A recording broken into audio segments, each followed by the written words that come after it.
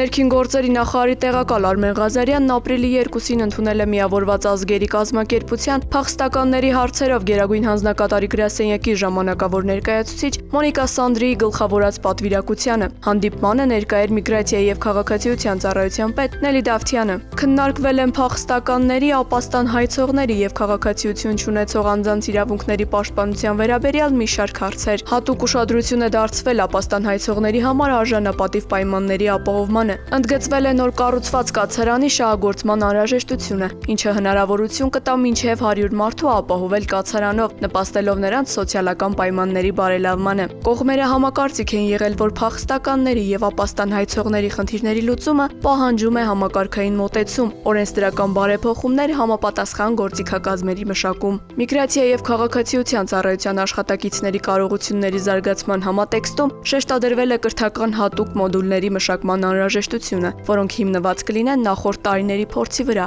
մասնակիցներին հնարավորություն տալով զարգացնել գիտելիքներն ու հմտությունները։ Կարևորվել են նաև միգրացիայի եւ աղետների ռիսկի կառավարման համակարգի թվայնացման գործընթացը։ Կողմերը բարձր են գնահատել թվային գործիքների ներդրումը, ինչը ոլորտի պատասխանատուներին կօգնի ավելի արագ եւ արդյունավետ արձագանքել արտակարգ իրավիճակներին։ Անդրադարձ է կատարվել նաև տվյալների հավաքագրման ու վերլուծման թվային մեխանիզմներին։ Այս համատեքստում քննարկվել է միջազգային լավագույն փորձը։ Կողմերը պատրաստակամություն են հայտնել շարունակելու համատեղ աշխատանքը։